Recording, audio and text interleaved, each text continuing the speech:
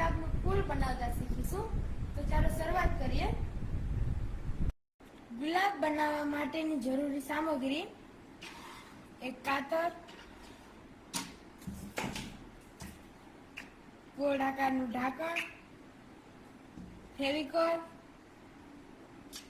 Pencil, 2 રંગીન કાગળ, જેમાંનો એક લીલો તથા બીજો જેવા રંગનું તમે ગુલાબ બનાવવા માંગતા હોય એવો. સૌથી પહેલા આપણે ડાળી બનાવવા માટે લીલા રંગના કાગળનો ટુકડો લઈશું. તેની ડાળી બનાવવા માટે આપણે તેને એક ખૂણાથી શરૂ કરીને ભૂંગળી જેવા આકારમાં વાળી દઈશું.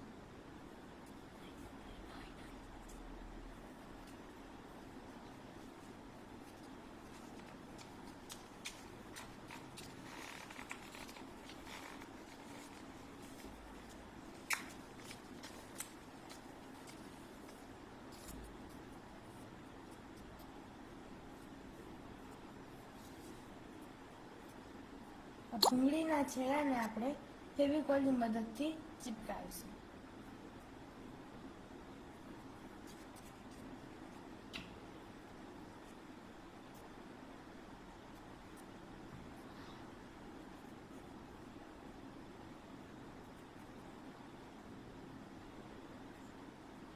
હવે આ ભૂંગળીને આપણે થોડી વાર સુકાવા દઈશું. હવે આ ભૂંગળીના બંને ભાગોને આપણે કાતરની મદદથી સપાટ કરી દઈશું.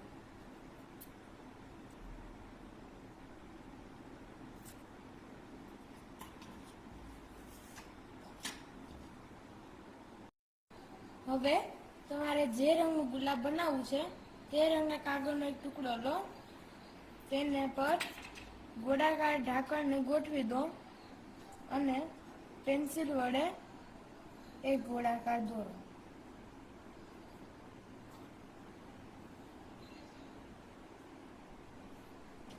આ ગોળાકારને કાતરની મદદથી કાપો.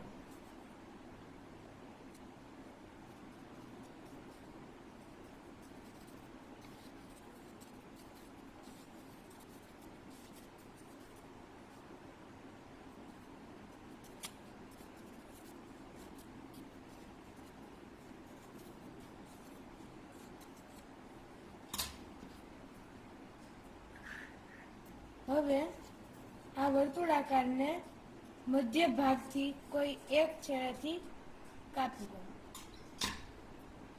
જેથી વર્તુળાકાર 2 ભાગોમાં આ રીતે વિભાજિત થશે.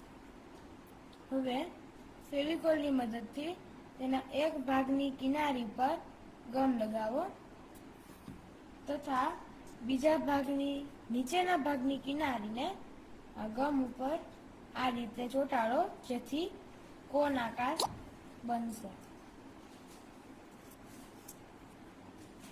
આવા 15 થી 20 કોન આકાર આપણે બનાવીશું. હવે આપણે તૈયાર કરેલી ડાળીને લો, એક પાંદડી લઈને તેના પર આ રીતે ફેવિકોલ લગાવીને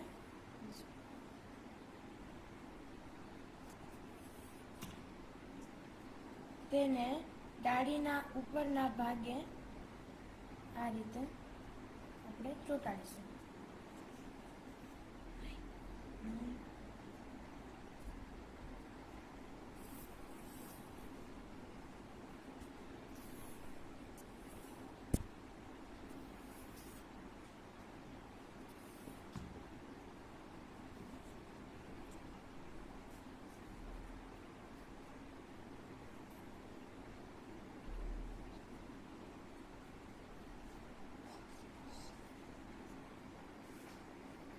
હવે આ પાંખડી ઉપર આપણે બીજી પાંખડીઓને પણ આ જ રીતે ચોંટાડીશું.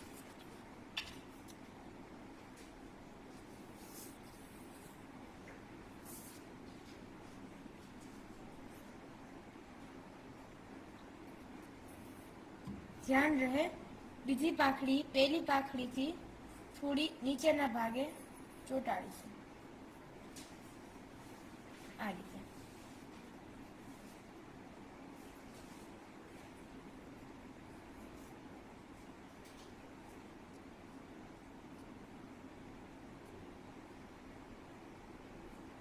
થોડી વાર સુકાવા દઈશું.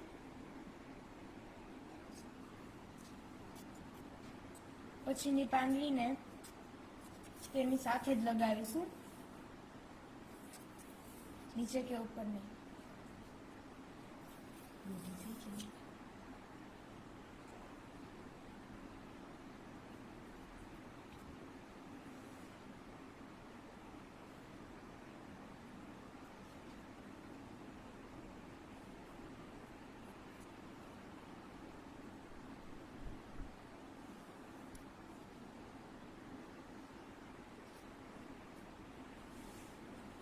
થોડી વાર સુકાયા પછી જ આપણે બીજી પાંદડી લગાવીશું.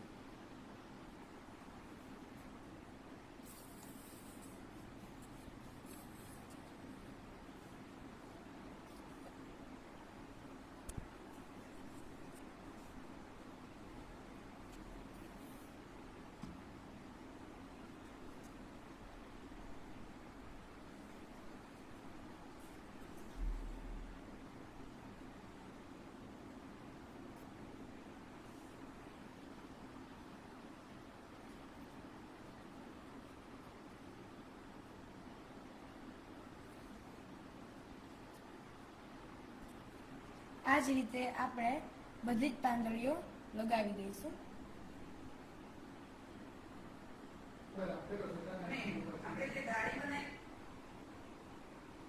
થોડી પાંદડીઓ લગાવ્યા બાદ આપણું ફૂલ કંઈક આવું દેખાશે.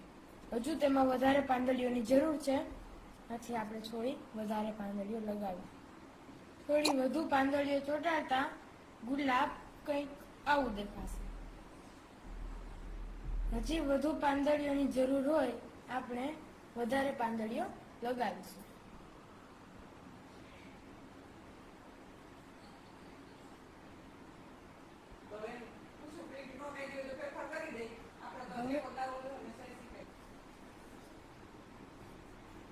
આપણે આ રીતે ગુલાબ તૈયાર કરીશું.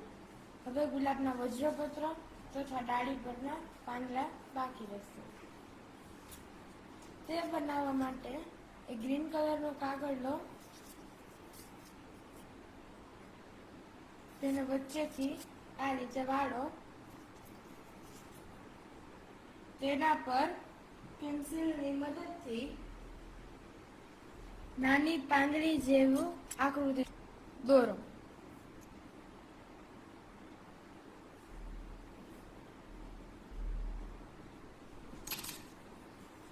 કાગળને બેવડો જ રાખીને આ આકૃતિને કાતરની મદદથી કાપો.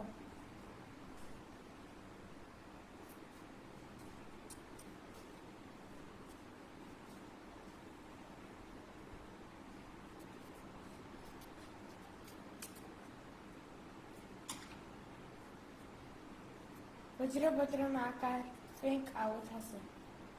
હવે વજ્રપત્રની અણીને બહારની તરફ વાળો. આમ કરવા માટે તમે કાતરનો ઉપયોગ કરી શકો છો.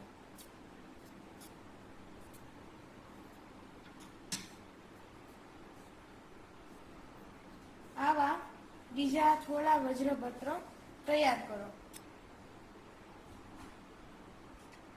હવે આપણે આ વજ્રપત્રોને ફૂલની ડાળી પર પાંખડીની નીચે ચોંટાડીશું ફેવિકોલની મદદથી.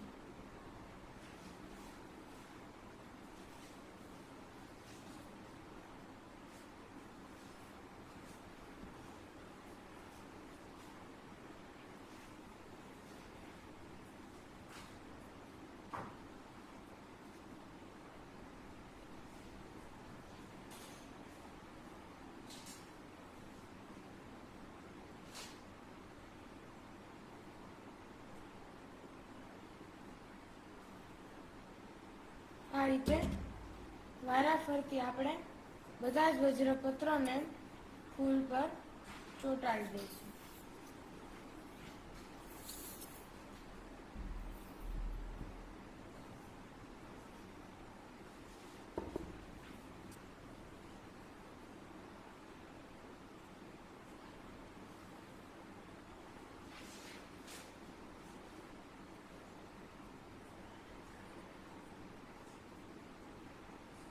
થોડી વાર સુકાવા દઈશું.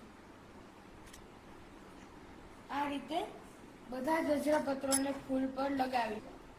વજ્રપત્ર તૈયાર થઈ ગયા પછી આપણે પાંદડા પણ બનાવીને ચોંટાડીશું. પાંદડા બનાવવા માટે આપણે ફરી લીલા રંગનો કાગળ લઈશું.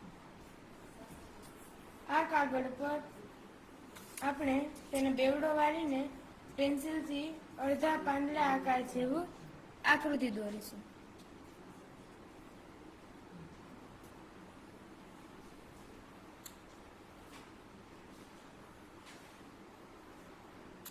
આકૃતિ તૈયાર થઈ ગયા પછી આપણે તેને કાતરની મદદથી કાપી લઈશું.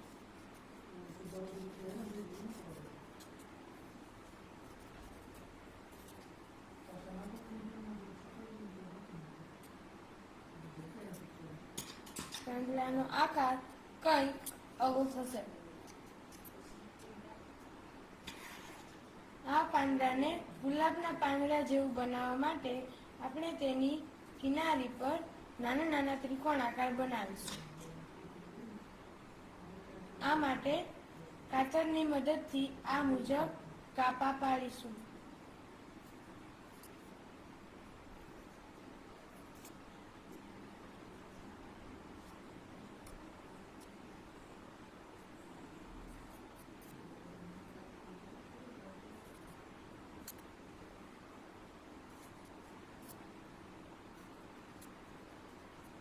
આ રીતે તે છેલ્લે સુધી આવા કાપા પાડી દઈશું.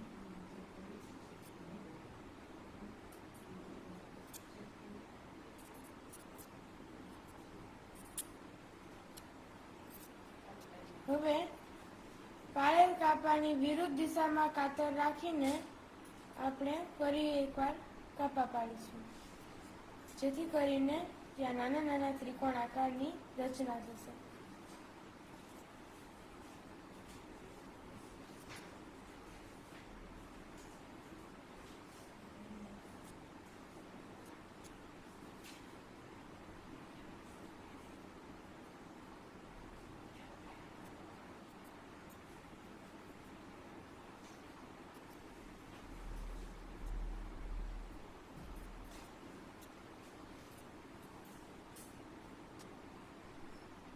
હવે તમે તૈયાર થયેલા પાંદડાને વચ્ચેથી સ્કેચ પેનની મદદથી એની શીરાઓ દોરીને શણગારી શકો છો. હવે આપણે કાતરની અણીની મદદથી પાંદડાની અણીને બહારની તરફ વાળીશું. આ રીતે. હવે પાંદડાના છેડાના ભાગ પર ફેવિકોલ લગાવીને આપણે તેને ડાળી પર ચોંટાડી દઈશું.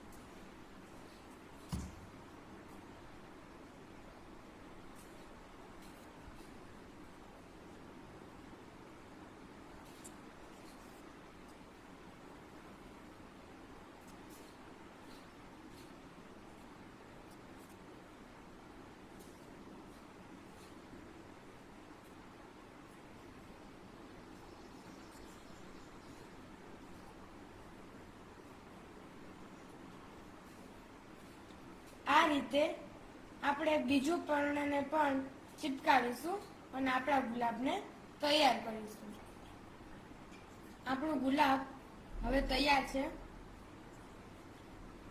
તમે જોઈ શકો છો.